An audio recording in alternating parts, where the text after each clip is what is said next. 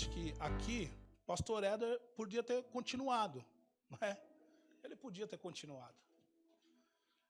Deus ele já usou ele para falar um pouco sobre Ezequias, e era justamente a palavra que eu separei para trazer para os amados irmãos. Livro de 2 Reis, capítulo de número 20, verso de número 1, nós vamos ler até onde Deus nos conceder. Nós vemos aqui também a banda que aqui louvou ao Senhor, que nós somos a sua casa, a sua morada. Muda as coisas de lugar. Que Deus possa mudar as coisas de lugar em nossa vida realmente, amém? Livro de 2 Reis, capítulo de número 20, verso de número 1. Nosso pastor Ederson já falou aqui nessa noite sobre restaurar o altar. Ele leu 1 Reis, né? Ele foi falar ali sobre a restauração do altar, e aqui Deus quer falar um pouco mais conosco em 2 Reis. Diz assim a palavra do Senhor. A doença e a cura de Ezequias, o título. E o verso 1, naquela época, Ezequias adoeceu. Esteve ele à beira da morte, e o profeta Isaías, filho de Amós, foi visitá-lo e lhe declarou: põe a tua casa em ordem, porque não recuperarás, mas vai encontrar a morte. Ao ouvir essas palavras, o rei virou o rosto para a parede e orou ao Senhor. E o Senhor, o Eterno, eu te suplico, lembra-te nesse momento de como eu tenho caminhado contigo, em fidelidade, em sinceridade, em integridade de coração, e de como tenho praticado o que é justo e correto diante de ti. E grande angústia tomou conta de Ezequias e o fez chorar copiosamente. Contudo, antes que o profeta Isaías se retirasse da cidade, quando atravessava o pátio intermediário, eis que lhe sobreveio a palavra do Senhor, dizendo: volta e declara a Ezequias, príncipe do meu povo. Assim diz o Senhor, Deus de teu pai Davi, ouvi a tua oração e a tua súplica, e vi as tuas lágrimas. Eu te curarei, depois de 3 dias subirá à casa do Senhor, e acrescentarei 15 anos à tua vida, e na terra, e livrarei a ti, a esta cidade, das mãos do rei da Síria. Protegerei esta cidade por amor da minha própria pessoa e por amor do meu servo Davi. Os irmãos podem se assentar em nome de Jesus.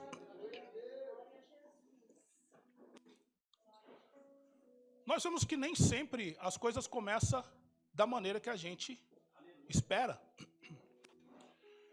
O rei Ezequias, o seu pai Acás, ele foi um rei mau. Governou o povo de Judá durante 16 anos. E durante 16 anos ele fez aquilo que era mal ao Senhor. Ele levantou altares a outros deuses, ofereceu seus filhos, alguns de seus filhos em sacrifício a esses deuses, trazendo assim a ira do Senhor para Judá. Só que o seu filho, quando seu pai Acás vem a morrer, Ezequias vem ficar no seu lugar, e Ezequias vem fazer tudo diferente do que fez o seu pai. Ezequias, ao momento que assume um reinado perdido e mal do seu pai, Ezequias ele muda a história. Ele faz tudo ao contrário. Ele restaura o altar. Porque o pai, Acás, além dele ter levantado altares a outros deuses e sacrificado seus filhos, esse homem ele também fechou as portas do templo a qual Salomão tinha levantado para adoração ao Senhor. Ele fechou as portas, acabou com a adoração a Deus. Só que quando Ezequias assume o reinado de seu pai, aos 25 anos de idade, no seu primeiro mês que ele toma posse do reinado, ele manda abrir novamente as portas da casa do Senhor. Ele manda que o altar fosse restaurado novamente, que o sacerdote e os levitas viessem se consagrar, que viessem se santificar para voltar a adoração novamente no templo. Ele vem trazendo um reinado agora diferente do reinado do seu pai. Há quem diga que filho de peixinho, peixinho é, mas aqui não aconteceu dessa forma. Ele fez totalmente diferente do seu pai, trazendo adoração a Deus novamente. Trazendo adoração a Deus de verdade, chamando o povo. Só que Ezequias não só faz isso, porque ele também sabia que as festas dentro do templo tinham se acabado por conta de seu pai. ele destrói todos os altares feitos a outros deuses que está dentro de Judá, ele acaba com todos eles, e manda carta a todas as 12 tribos de Israel, para que eles viessem até a cidade de Judá, porque ali eles iam fazer a festa dos pães asmos. A festa da Páscoa ia ser comemorada naquele lugar, para lembrar de quando Deus resgatou eles com um braço forte no deserto. Ele chama todo esse povo, e um remanescente aparece, pastor Helder. Aparece para que venha ali adorar a Deus naquele dia, e eles adoram junto, e a festa era para durar 7 dias, só que a festa não dura somente 7 dias, porque algumas daquelas pessoas, eles não voltam embora para sua casa, eles continuam adorando por mais de 7. Eles permanecem ali adorando a Deus, chamando a presença de Deus para aquele lugar. E era uma coisa, na visão de muitos, impossível, porque as 12 tribos de Israel tinham se separado ainda na mão de Salomão, quando ele desobedece a Deus, quando ele morre, que o reinado se divide entre reino norte e reino sul, as tribos se dividem, e eles achavam que nunca mais essas tribos iam se juntar novamente para adorar a Deus, como adorava no tempo de Salomão e no tempo de Davi. Só que Jesus, aqui a palavra de Deus vai dizer que o profeta vai até Ezequias, e a palavra que ele traz do Senhor não é uma palavra simples, é uma palavra dura. Porque Ezequias está doente. Ele começa a reinar aos 25 anos de idade, só que aos 39 anos, no auge do seu reinado, ele fica doente. Para muitos de nós, por ser cristão, nós não podemos passar por tempestades. Nós não podemos passar por lutas. Isso é um engano. Porque pode ser que a luta, a tempestade que você está vivendo, o extraordinário de Deus aconteça na sua vida. Nós vamos ver que, no momento que ele recebe a notícia que ele não sairia daquela cama, ele vai virar para a parede. E uma coisa que nós temos que aprender é colocar nas mãos do Senhor aquilo que tira a minha paz. Muitas das vezes nós levamos para o vizinho, para os amigos, nós colocamos na internet e nós deixamos de levar para aquele que realmente pode mandar uma resposta para a minha vida.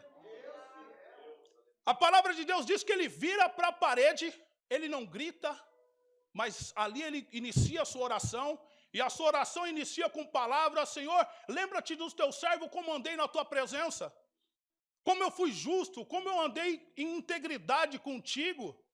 Só que assim que ele termina a sua oração, o seu coração enche de tristeza e ele chora. Antes mesmo do profeta passar a porta para fora do palácio, ele retorna de novo, que ele tem uma nova resposta da parte de Deus. Deus acrescenta mais 15 anos de vida na vida de Ezequias. Só que uma coisa linda foi que o profeta ele trouxe para ele uma obrigação que ele devia colocar em prática. Nós vemos aqui o missionário Arlete que falou de prática nessa noite. E quando o profeta veio, ele falou assim, põe a tua casa em ordem, porque dessa cama tu não sairás, mas morrerás. Havia um pedido da parte de Deus para Ezequias de colocar a sua casa em ordem. Deus acrescentou 15 anos de vida, mas não tirou o colocar a casa em ordem. Porque a casa em ordem não era obrigação de Deus, mas era obrigação de Ezequias. Nenhuma aliança, há obrigações da parte do Pai para conosco e obrigações nossas para com Deus. Numa aliança de casamento entre eu e minha esposa, a gente fizemos votos. Ela fez votos e eu fiz votos. Votos que ela precisa cumprir a parte dela e eu preciso cumprir a minha. Quando nós aceitamos Jesus, nós aceitamos as Escrituras para cumprir a nossa parte dela. E Deus ele vai cumprir porque Ele é fiel para cumprir a dele. Ezequias, ele continua o seu reinado. Grandes coisas acontecem na sua vida. Porque a gente vai ver que o rei da Síria vai tentar atacar agora o reino de Judá e manda cartas dizendo, só que Deus, através do profeta, falou que livraria ele das mãos do rei da Síria. Havia aqui já um livramento da parte de Deus profetizado pelo profeta. E quando o rei agora vem mandar cartas a ele, vem mandar pessoas anunciar que ia invadir Judá, que ia destruir Judá, e Ezequias, mais uma vez, vai levar a sua luta aos pés, no altar do Senhor. Ele vai levar o seu problema a Deus. Ele chama o profeta Isaías e fala, Isaías, é o seguinte, ele mandou cartas e disse que vai invadir, vai destruir tudo. E não teve reino que esses caras não invadiram e não destruíram e não tomaram e destruíram os deuses de cada uma das tribos que eles invadiram. E as cartas eram cartas de zombaria. E quando Ezequias pega essas cartas, ele não vai chorar lá na porta de ninguém. Ele não vai pedir ajuda para nenhum tipo de guerreiro, mas ele vai levar ao altar do Senhor.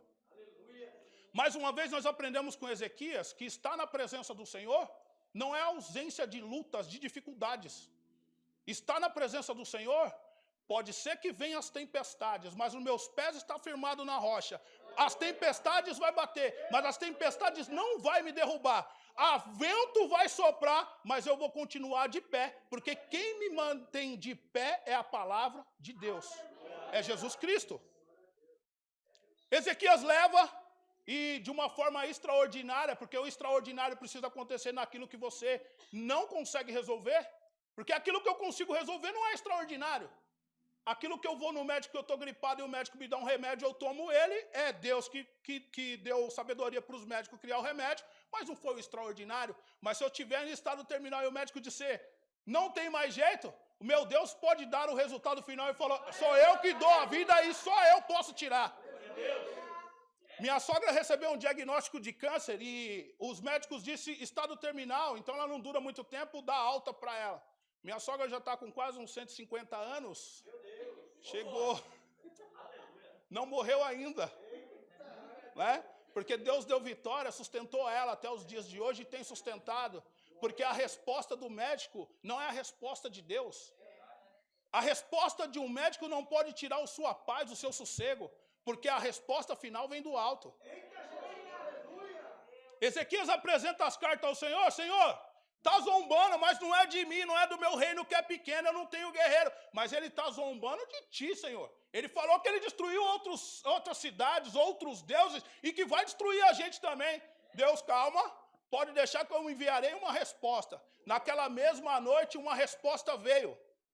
A Bíblia Sagrada vai dizer que os assírios estavam com 180 mil soldados na expectativa para invadir Judá. E a Síria já estava vindo por vários tempos ganhando muitas batalhas, então a arrogância já estava, imagine até onde. Imagine como que ele já estava aparelhado taticamente na guerra. Só que ali Deus enviou um só anjo. Naquela mesma noite, esse um só anjo eliminou 180 mil soldados assírios de uma forma extraordinária. Ezequias foi livre da mão da Síria através de uma oração, através de um clamor. Pastor Ederson disse aqui nessa noite que os muros de Jericó, que segundo historiadores era 14 quilômetros de um lado para o outro, foi derrubado através dos gritos do povo de Israel. E há quem diga que um grito, um clamor, não resolve muita coisa. Mas para aquele que está na presença do Senhor, ele sabe que o clamor ele pode mudar a estrutura da terra. Mas por que você está dizendo da estrutura da terra? Porque Ezequias, a palavra de Deus vai dizer que quando ele vai partir para a morte, que o profeta vem falar com Ezequias, que nós acabamos de ler aqui agora, o que acontece que o profeta fala para ele? Me ajuda, coopera junto comigo, vamos ler aqui, ó. Versículo de número 8 diz assim, ó. 2 Reis 20, versículo de número 8. Quando Isaías entregou a mensagem a Ezequias, ele indagou, qual o sinal de que o Senhor me curará e que depois de 3 dias conseguirei subir ao templo do Senhor? Ao que prontamente lhe asseverou Isaías, este, pois, será o sinal de que o Senhor cumprirá o que prometeu. Queres que a sombra se adiante ou regrida 10 graus na escadaria? Então Ezequias ponderou-lhe, é fácil que a sombra venha adiantar 10 graus? Não seja assim, pelo contrário, prefiro ver que a sombra retorne 10 graus na sua posição. Em seguida, o profeta Isaías invocou o nome do Senhor e clamou, Senhor, que imediatamente fez a sombra recuar 10 graus que havia avançado no relógio de sol de Acás. O relógio de sol, eles sabiam qual era o horário por conta daquele relógio de sol de Acás, que tinha alguns ponteiros que indicavam a hora para aquele povo. Ele sabia que na escadaria estava a sombra, ele sabia em que grau estava, qual hora era do dia, aquele momento. Ezequias foi, né? Porque, olha para você, ele vai falar, qual a garantia que eu tenho que Deus ele vai cumprir o que ele está dizendo? Esse homem não andou na presença de Deus, mas ele foi audacioso. Ele falou, ó, você quer que o relógio adianta ou que o relógio volte para trás? Pastor Ederson falou aqui também que profeta é homem audacioso da parte de Deus. Porque ele conhece o Deus ao qual ele serve. E sabe que o Deus que ele serve não vai o envergonhar. Porque aquele que está na presença do Senhor, ele sabe. Porque o coração dele está ligado ao coração de Deus. Os 10 graus, a Bíblia Sagrada vai dizer que é como se... Quando isso acontece, que Isaías ora, os 10 graus retornam, a história vai dizer que é como se 40 minutos voltasse para trás. Esses dias atrás aí eu vi uma reportagem que alguns cientistas descobriram que estava faltando 24 horas do dia num ano de 365 dias. Porque na verdade era para ter 366 dias. E eles descobriram que faltava um dia. E com pesquisas, eles descobriram que... Josué tinha orado ao Senhor e o sol parou.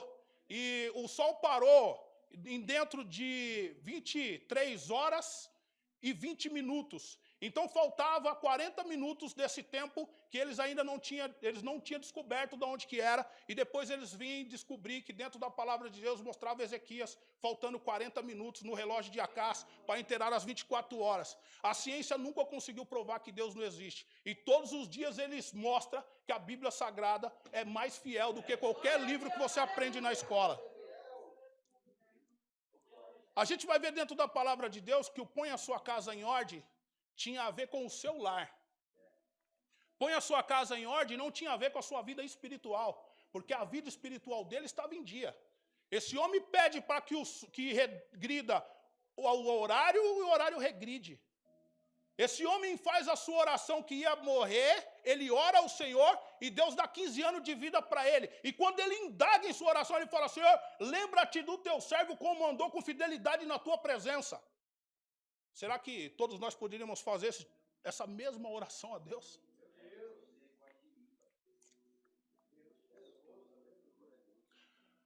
A vida espiritual estava em dia, mas o que era colocar a casa em ordem? Deus é o Deus da família. E colocar a casa em ordem envolvia ele colocar a casa dele em ordem, família em ordem. Porque a casa física, ele tinha muita gente para cuidar. A casa física era um palácio, tinha muita gente para fazer as coisas, fazer a comida, fazer a limpeza, lavar a roupa, passar a roupa, isso daí tinha muita gente que fazia. Mas colocar a casa em ordem era como que ele estava com a família dele. Irmãos, às vezes a gente se preocupa em dar a melhor escola para o nosso filho, o melhor celular para o nosso filho. A gente se preocupa em dar uma casa confortável para o nosso filho. A gente se preocupa em dar uma boa cama para que ele possa dormir. Dar os melhores cursos. Nós vemos pais que trabalham constantemente para dar o melhor para os seus filhos. Mas aquilo que a gente tem para dar para o nosso filho, o de melhor, é aquilo que vem da parte de Deus. Não é aquilo que é terreno, mas aquilo que é eterno. Deus, muito antes de acontecer, vem falar com Ezequias, põe a tua casa em ordem, que ele sabia mais tarde o que iria acontecer. A palavra de Deus vai dizer que Ezequias, depois de ser curado, 3 anos depois, nasce seu filho. E o seu filho, aos 12 anos de idade, Ezequias agora está com 54 anos, ele vai morrer e o seu filho vai assumir o seu reinado. Só que, vire a página da sua Bíblia junto com a minha. Olha para você ver o que diz a palavra de Deus quando nasce o menino. O versículo de número 2, diz assim, ó, capítulo 21, versículo de número 2. Fez Manassés o que era mal perante ao Senhor, seguindo as práticas abomináveis das nações pagãs, e o Senhor havia expulsado da presença do povo de Israel, pois voltou a edificar altares nas colinas que seu pai Ezequias tinha posto abaixo. E Manassés ergueu altares a Deus Baal, mandou construir um poste ídolo, como o que Acabe, o rei de Israel, tinha feito. Adorou todo o exército do céu e lhe prestou culto. O versículo de número 6. e queimou o seu próprio filho como holocausto e sacrifício às divindades que cultuava. Praticou adivinhações pelas nuvens, dedicou-se à feitiçaria e recorreu a médiuns, e todo aquele que dizia consultar espíritos, assim fez tudo quanto Deus reprovava, e por isso provocou a ira de Deus. Irmão, o título da minha Bíblia diz assim, ó, o filho mau de um rei bom. Imagine que Deus ele tinha falado para Ezequias, põe a sua casa em ordem. Ezequias teve 12 anos com o seu filho e não conseguiu enraizar a palavra de Deus no coração de Manassés. Ele foi negligente com aquilo que Deus disse a ele. Ele negligenciou o cuidado com a tua família. Irmão, não negligencie o cuidado com a tua família. Vi uma pesquisa por esses dias que 80% dos pregadores têm perdido seus filhos para a droga e para o álcool. Irmão, a porcentagem é altíssima. Imagine que tem gente pregando e salvando muita gente, curando muita gente, e sua família está doente. Só que Deus vem nos trazer hoje, em colocar a nossa casa em ordem, nós cuidar dos nossos filhos, cuidar da nossa família, cuidar da nossa esposa, porque é a instituição do céu. O que vale ganhar o mundo que nem Davi e perder seus filhos que nem aconteceu com ele? Davi ganhou vários reinos, mas a família de Davi foi uma bagunça. Noé não ganhou o mundo, mas Noé ele conseguiu colocar a sua família dentro da arca. No momento que a arca estava pronta, Deus falou, entra para a arca, entra com a tua família que eu vou fechar. Irmãos, se preocupe em colocar seus filhos, sua esposa, sua família na arca do Senhor. Se preocupe em dar aquilo que é eterno para os seus filhos. Aquilo que é terreno é passageiro. A felicidade terrena é passageira. Você compra um carro novo, é questão de 6 meses no máximo, para aquela vontade louca que você tinha de ter daquele carro, ela se acabar. Você já vai querer um carro novo, quando ele surgir na televisão, que você ligar, que apareceu um carro novo, você vai, eu seria mais feliz se eu tivesse aquele. E no dia que você conseguir comprar aquele, você também não vai ser tão feliz assim, porque vai aparecer um outro mais, um outro melhor. E a gente fica em busca dessa tal felicidade momentânea, mundana, quando nós estamos falando de uma felicidade eterna, quando nós estamos falando de um preenchimento do Espírito, porque o homem vazio, ele é vazio. O homem que busca a felicidade nos prazeres mundanos, ele é vazio. O homem, ele busca a felicidade na droga, é temporário. É questão de minutos, o efeito da droga passa. É questão de minutos, o efeito do álcool passa. É questão de minutos, o efeito da prostituição passa. Mas o que nós estamos falando é de uma felicidade eterna. Uma felicidade quando eu sou a casa, quando eu sou a morada, quando o Espírito Santo habita em mim. Quando o Espírito Santo habita em mim, as dificuldades não tiram a minha paz e não tiram a minha felicidade. Porque eu sou completo pelo Espírito Santo de Deus. Nós vamos ver que não foi só Ezequias que errou no cuidado com seus filhos, irmãos. Dentro desse estudo, esses dias eu estudando, eu achei uma coisa que eu não tinha visto ainda, que Samuel, quando Samuel assume o reinado, quando Samuel assume como juiz e como sacerdote, Samuel assume no lugar de Eli. Era Eli que era profeta. Samuel assume no lugar dele. Mas, irmãos, se os irmãos se recordam, quando Samuel começa a ouvir a voz de Deus, era porque Eli, os seus filhos de Eli, estavam fazendo tudo ao contrário no templo do Senhor. Ele tinha se envelhecido e os seus filhos agora estavam roubando a casa de Deus, se prostituindo a casa de Deus, fazendo tudo ao contrário dentro da casa do Senhor. Ele já não tinha mais força para cobrar. Resultado final disso, os filhos de Eli vão para a guerra, levam a arca da aliança que representava Deus, mas Deus não já estava mais com eles, por conta das suas práticas malignas que eles estavam praticando. Nós vemos aqui que a missionária Arete falou, ó, aquele que ouve e que pratica, não era o objeto arca que Deus ia habitar. Deus não estava lá habitando no objeto arca, porque Deus já tinha se afastado deles, por conta das práticas malignas que eles executavam dentro do templo. E no momento que eles vão para a guerra, assim como Deus havia revelado a Samuel, acontece. Eles vão para a guerra, eles morrem na guerra, eles perdem a arca da aliança. E o único que sobra vem trazer a resposta a Eli. Eli, seus filhos morreram na guerra, não sobrou ninguém. Eli cai de cima de uma cadeira, quebra o pescoço, e um dos seus netos que vai nascer, ele coloca o nome de Icabô. Foi-se a glória de Deus. Só que Samuel, ele podia ter observado a vida de Eli. E podia ter feito de uma maneira diferente. Samuel assume como sacerdote, como juiz. Samuel agora anda com integridade na presença do Senhor. Mas os seus filhos, quando Samuel está velho, faz tudo ao contrário.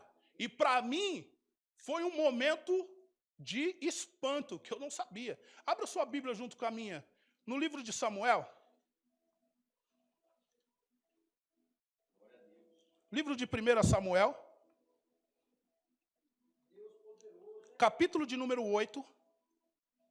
Versículo 1. Glórias ao nome santo do Senhor. Deixa eu tomar cuidado com o horário. Amém? Diz assim a palavra do Senhor. Quando Samuel ficou idoso, nomeou seus filhos como juízes e líderes de Israel. O primogênito chamava-se Joel, e o segundo filho, Abiás. Eles foram líderes em Betseba. Entretanto, os filhos de Samuel não seguiram o seu exemplo. Ao contrário, deixaram-se seduzir e orientar-se pela ganância, aceitando o suborno, e perverteram a lei e o direito na casa de Deus. Olha para você ver o que acontece com os filhos do profeta. Eles fazem tudo ao contrário. Samuel, eu não tinha observado isso dentro da palavra de Deus, irmã Fernanda, mas quando o povo de Israel pede por um rei, eles não recusam a Deus, eles recusam os filhos de Samuel, porque os filhos de Samuel agora estão fazendo tudo ao contrário da palavra do Senhor. E por esse motivo eles observaram que os reis eram mais justos que aqueles homens que tinham levantado para ser profeta no meio deles. Por esse motivo Samuel fala, Senhor, eles estão recusando a ti. Ele fala, não, Samuel, eu entendo, eles não estão recusando. Eles não recusou a Deus, por se Deus tinha faltado alguma coisa com eles, mas recusou pelo comportamento daqueles que representavam a Deus na terra. Irmão, nós estamos sendo observados o tempo inteiro. Às vezes tem gente recusando a Deus, não por conta de quem Ele é, mas por conta dos nossos comportamentos. A mesma quantidade de separação que tem fora, tem dentro da igreja agora.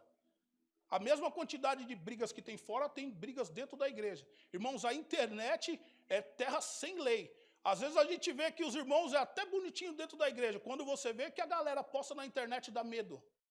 Irmãos, se o seu irmão estiver no erro, não passe a mão na cabeça dele. Irmão, se o seu irmão estiver no erro, não deixe que ele continue. A gente deixou de ser profeta como Isaías, que chega e fala, opa, põe tua casa em ordem, senão tu vai morrer, e passamos a ser político. Não, sabe o que acontece? Vai chatear o irmão. Deus não te chamou para isso. Sabe por que muitos perderam a cabeça, que nem João Batista? Porque falou, arrependa-se. Não porque falou, ô irmão, continua assim, que assim está legal. O nosso papel é outro, o nosso papel é trazer a salvação, o nosso papel é indicar a palavra de Deus, é mostrar o caminho. Só mostra o caminho aquele que conhece o caminho. Só leva alguém à salvação aquele que é salvo. Aquele que não recebeu a salvação, ele não pode levar ninguém à salvação, porque ele não conhece. Como é que ele leva alguém a um lugar que ele não conhece? Você só leva alguém a um lugar bom se você já foi lá, você já experimentou. Por isso que a gente convida, vamos para a igreja, vamos para a casa do Senhor, porque nós experimentamos, nós sabemos que é bom, nós sabemos de onde saímos. Por isso que nós chamamos, vamos para a casa do Senhor, que lá é lugar de alegria, lá é lugar de restauração, lá é lugar de cura, lá é lugar de salvação, lá é lugar de amor, lá é lugar de compaixão. Vamos para a casa do Senhor, que aquilo que você precisa está no altar do Senhor. Dentro da palavra de Deus, o livro de Provérbios vai dizer, Provérbios capítulo número 22, versículo de número 6, ensina o seu filho o caminho que deve andar. E mesmo que depois de velho ele se desviar, ele se lembrará dele. Irmão, é obrigação nossa ensinar os nossos filhos o caminho que se deve andar. É obrigação nossa ensinar o evangelho de Cristo e enraizar em seu coração a palavra de Deus. Abra sua Bíblia junto com a minha em Deuteronômio para que a gente possa finalizar. Deuteronômio, capítulo de número 6. Glórias ao nome do Senhor. Capítulo de número 6, versículo de número 7.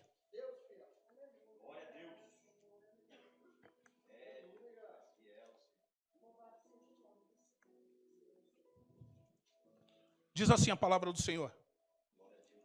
Tu ensinas com todo o zelo e perseverança a teus filhos. Conversarás sobre as escrituras quando estiveres sentado em tua casa, quando estiveres andando pelo caminho, ao deitares e ao levantarem. Também atarás a palavra como um sinal em tuas mãos, e em teu braço aprenderás a tua testa como tefelins e filacteres. Nas mãos, para entender que a força não é sua, é de Deus. Na cabeça, para entender que a sabedoria não é sua, é de Deus. Você vê que Deus, aqui através de Moisés, ele traz ao povo, ensina aos seus filhos, para que eles andem na presença do Senhor e sejam abençoados. Livro de Gênesis, olha para você ver que ele fala com Abraão. Gênesis capítulo de número 18, verso de número 19. Às vezes a gente acha que Deus escolheu Abraão só para ser um pai de uma grande nação, mas tinha também um objetivo da parte de Deus. Deus ele não te chamou só para que a gente ocupe uma cadeira na igreja. Há um objetivo da parte de Deus. Você é a pessoa que Deus quer usar para salvar pessoas dentro da sua casa, em lugares que eu não posso entrar. Deus chamou você para pregar a palavra de Deus. Tem lugares que eu não vou conseguir entrar, tem lugares que o pastor Éder não vai conseguir entrar, tem lugares que o Danilo não vai. Tem lugares que você vai entrar e vai pregar a palavra de Deus e vai ter testemunho do céu nesse lugar. Gênesis 18, 19 diz assim: portanto, eu escolhi para que instrua os seus filhos e todos os teus descendentes acerca de conservarem-se no caminho do Senhor, praticando o que é justo, direto, a fim de que o Senhor faça vir sobre Abraão tudo quanto lhe tem prometido. Tinha uma promessa. Abraão, cuida da sua família. Instrua seus filhos, instrua seus netos. Irmãos, nós temos que ser sacerdotes primeiro dentro da nossa casa. Eu oro ao Senhor todos os dias para que eu seja um melhor marido para minha esposa, para que eu seja um melhor filho para minha mãe, para que eu seja um melhor pai para os meus filhos, para que eu seja um melhor obreiro dentro da casa do Senhor, para que eu seja um melhor funcionário dentro de onde que eu trabalho, para que eu seja um melhor amigo, para que eu seja um melhor presbítero, para que eu seja o melhor, não melhor do que o meu irmão, mas melhor do que eu fui ontem. O negócio não é disputa, o negócio é ser melhor do que eu mesmo. Porque às vezes as pessoas elas querem ser melhor por um ato de disputa, de ser melhor do que alguém. Não, de ser melhor do que eu fui ontem. Eu preciso melhorar todos os dias. Nós estamos numa caminhada de melhora todos os dias, de crescimento todos os dias. Que nós podemos cuidar da nossa família. A consequência de Ezequias não ter ensinado o seu filho. Há pessoas que dizem que o Malafaia vai dizer que o berço de onde que saiu 70 anos de cativo na Babilônia foi dentro do palácio de Ezequias. Porque a desobediência do filho de Ezequias fez com que os babilônios invadissem mais para frente e eles passassem 70 anos em cativo. A desobediência começa depois que a desobediência do povo está enraizada no meio do povo de Judá. Porque Ezequias foi um rei bom e fez aquilo que era justo na presença do Senhor. Restaurou o altar, restaurou a casa de Deus, botou todo mundo para adorar o Senhor com o espírito e verdade. Só que, no meio do caminho, ele deixou fugir pelas mãos aquilo que era mais precioso, a sua família. A Bíblia Sagrada diz que os babilônios, quando ficou sabendo que o tempo tinha voltado para trás, eles mandaram pessoas, e até o reinado de Ezequias, para perguntar para Ezequias o que foi que aconteceu, já que eles eram estudiosos de astrologia. E quando chega lá, Ezequias também não glorifica a Deus. Que Ezequias não vai falar das maravilhas que Deus tinha feito, mas Ezequias vai mostrar toda aquela riqueza que ele tinha dentro do palácio. E ele sai mostrando tudo. E Isaías depois vai chamar ele e falar assim: aqueles homens que vieram aí é de onde? Falar, não, é da Babilônia, terra distante, um povo pequeno. Eles vieram aqui, o que eles queriam? Eles vieram fazer algumas perguntas e você respondeu como? Eu mostrei minha riqueza, não tem nada que eu não deixei de mostrar para eles. Mostrei o palácio, mostrei tudo. Profeta já trouxe uma resposta na hora da parte de Deus. Falou, porque você mostrou tudo e não glorificou a Deus, eles vão vir e vai tomar tudo. Seus filhos vão ser levados como escravos. Alguns vão ficar como eunucos servindo na Babilônia.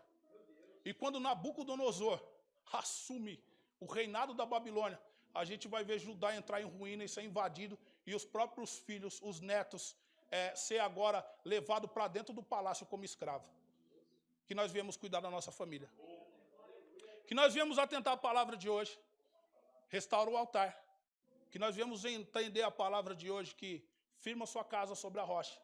Que nós viemos chamar a Jesus Cristo como eles louvaram aqui na noite de hoje também.